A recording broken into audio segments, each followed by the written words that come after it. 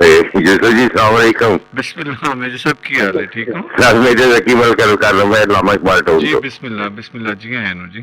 Sir Naeem Chanesar साहब की call सुनी है, वो ऐसा इंपैक्ट छड़ जाते हैं कि बकाया कोई चीज बोलने की रहती नहीं जी माशाल्लाह।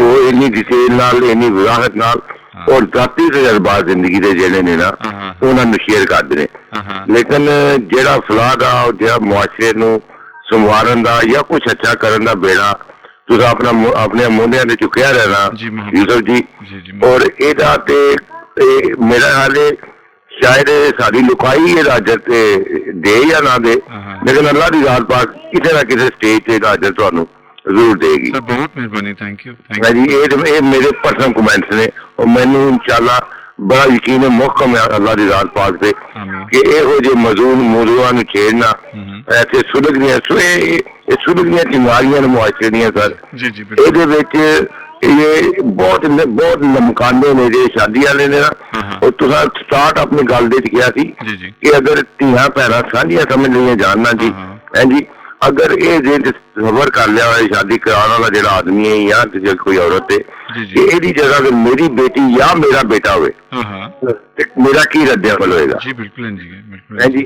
मेरे एक दोस्त है इत्थे इकबाल टाउन मून मार्केट दे विच, अक्सर तुहानू पता है कि असी लोग बाहर जो पिंडा चो आके थे शहरों च बात होए ना जी, मुख्तलिफ वजूहात की वजह बच्चों की तालीम लई नौकरियां लई इत्थे शहरों च फैसिलिटियां ज्यादा होंदियां, सहूलतां ज्यादा होंदियां ने, ते हिजरत करके अल्लाह ते अल्लाह दे रसूल दे हुक्म दे मुताबिक जिवें तुसीं रोजी की तलाश होए थे एक जगह तो दूसरी जगह हिजरत कर जाओ जी, बिल्कुल है जी। तो अल्लाह ताला तुहानू बेहतर रोजी दे सबब पैदा करदा है, बच्चों की तालीम भी हो जाती है, तुहाडे तलकात भी बन जाते हैं, ते इतने आके तजर्बे हुए सर बड़े बड़े सख्त किस्म के। तो मैं जिक्र मेरे दो थे उन्हें 4 बेटियां ने जी। अच्छा है जी। उन्हें मास्टर की कोई किसी ने MSc की थी, स्टैट कोई MLLB है, मैनू अक्सर तन्हाई च जो बहने ने तो मेरे शेयर करते हैं अपने मसाइल ना जी जी, वो जिक्र करते थे कि जो रिश्ते कराने वाले ना सर औरतां या मर्द उन्होंने को 5 तो 6 लाख रुपया खा गए ने जी। 5 तो 6 लाख तुम अमाउंट देखो, रीजन भी की है जो उन्होंने रिहायश जो टाउन है बड़ी अच्छी 22 मरले जो अपनी रिहायश बनाई दी है, ऐसे जाती उन्होंने अपनी दुकान है एक इस्लामा इकबाल टाउन मून मार्केट से, कह रहे जी 5 तो 6 लाख हमेशा मेरे को पैसे खा गए ने रिश्ते कराना दे कि हाथी के दांत दिखाने के और खाने के और।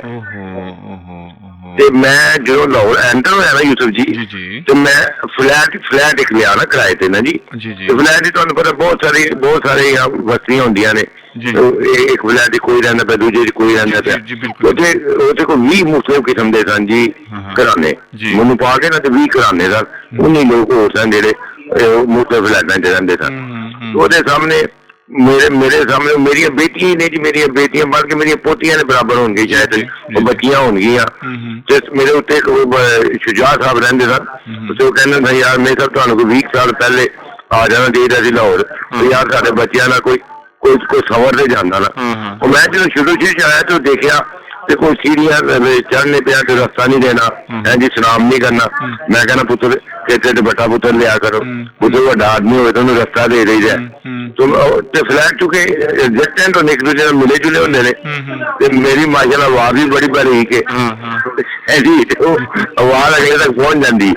तो पेरेंट्स से बड़ा खुश होना कहना कि यार एक बंदा आया तो है किराएदार, लेकिन कोई जीव जीन का आदमी है, कोई तलक नहीं कोई वाक भी नहीं, लेकिन बच्चियां ऐसिया नसीहत करता कि पुत्र सीढ़ियां नहीं खलोना, सारे बंदे तो लंघते ते सर उत्थे उन्होंने फ्लैटां दे विच दुबई चौक दे विच फ्लैट LDA ने ओहदे विच सर मैं 3 तो 4 बच्चियां देखियां जेहड़ियां बेचारियां ना दुल्हन बनियां ना डोली बैठियां, डोली का तो आवाज नहीं पर गड्डी कह रही ज्यादा मुनासिब है ना गड्डी, मतलब एक रस्मन असी लफ्ज कई कहंदे हां जी असी अपना लफ्ज इस्तेमाल करना कि ना बेचारियां डोली बैठियां, ना कोई गाने बने गए, ना कोई सेहरे बने गए, ना बेचारियां घर च गईयां निकाह होईयां, पता चलिया कि क्यों तलाक हो गई, क्यों लड़की हो गई, क्यों सैपरेशन हो गई कि निकाह तो बाद लड़के आ गया ने एक लंबिया फरिश्ता दे दी जेत दियां चीजा थोड़ा दे दो, जो कार बैठ के मुतलका हो गई तलाक याफ्ता हो गई।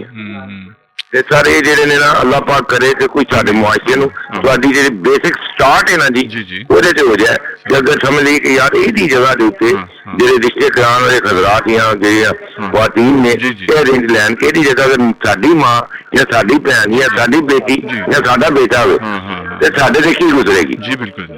ਇਹਨੂੰ ਇਹਨਾਂ ਨੇ ਇੱਕ ਮਤਲਬ ਇੱਕ ਅਜੀਬ ਜਿਹਾ ਪ੍ਰੋਫੈਸ਼ਨ ਬਣਾ ਲਿਆ। ਬਸ ਉਹੀ ਨਾ ਅਸਲ ਵਿੱਚ ਇਹੀ ਅਸੀਂ ਮਾਮਲਾ ਤੇ ਅੱਜ ਜਿਹੜਾ ਕਰ ਰਹੇ ਹਾਂ ਬਹੁਤ ਸੋਹਣੀ ਅਸੀਂ ਗੱਲ ਕੀਤੀ ਹੈ। ਮੇਰੇ ਸਭ ਤੋਂ ਜਾਣਾ ਬਹੁਤ ਚੰਗਾ ਲੱਗਾ ਸਰ। ਮੈਨੂੰ ਬੜੀ ਬੇਤਾਬੀ ਤੇ ਬੇਚੈਨੀ ਜੀ ਕਹਿੰਦਾ ਕਿ ਬਈ ਅੱਜ ਮੈਨੂੰ ਅੱਲਾਹ ਦੀ ਘਰ ਦੀ ਉਮੀਦ ਹੈ ਕਿ ਇਨਸ਼ਾਅੱਲਾ ਮੇਰੀ ਯੂਸਫ ਜੀ ਨਾਲ ਗੱਲ ਜ਼ਰੂਰ ਹੋਏਗੀ ਤੇ ਉਹ ਅੱਲਾਹ ਤਾਲਾ ਨੇ ਕਾਮਯਾਬੀ ਦੇ ਦਿੱਤੀ। ਹੁਣ ਬਾਕੀ ਕਾਲਾਂ ਦਾ ਇੰਤਜ਼ਾਰ ਹੈ ਕਿ ਅੱਛੇ ਲੋਕ ਆਉਣ ਤੇ ਖਾਸ ਕਰ ਮੈਂ ਨਿਗਤ ਸੇਜ ਨੂੰ ਵੱਡੀ ਕਹਾਂਗਾ ਕਿਉਂਕਿ ਉਹ ਇੱਕ ਪ੍ਰੋਫੈਸ਼ਨਲ ਔਰਤ ਹੈ ਉਹ ਬੜਾ ਅੱਛਾ ਤੇ ਇਹਦੇ ਤੇ ਬਿਆਨ ਕਰਨਗੇ ਜੀ। ਬਹੁਤ ਸਾਰੀਆਂ ਔਰਤ ਮਿਸਿਸ ਵਲੀਲਾ ਮਲਕ ਨੇ ਉਹ ਆਉਣਗੇ ਜੀ ਬੜੀਆਂ ਮੁਤਬਰਾਨਾ ਸਾਡੇ ਇੱਥੇ ਕਾਲਨ ਨੇ ਮਾਸ਼ਾਅੱਲਾ ਉਹ ਆ ਕੇ ਆਪਣਾ ਇਜ਼ਹਾਰ ਕਰਨਗੇ ਤੇ ਜ਼ਿਆਦਾ ਮਾਲੂਮਾਤ ਦੀ ਇਜ਼ਾਫਾ ਹੋਏਗਾ ਜੀ। ਬਿਲਕੁਲ ਜੀ ਬਿਲਕੁਲ। ਬਹੁਤ ਸ਼ੁਕਰੀਆ ਸਰ। ਅੱਲਾਹ ਹਾਫਿਜ਼। अस्सलाम वालेकुम।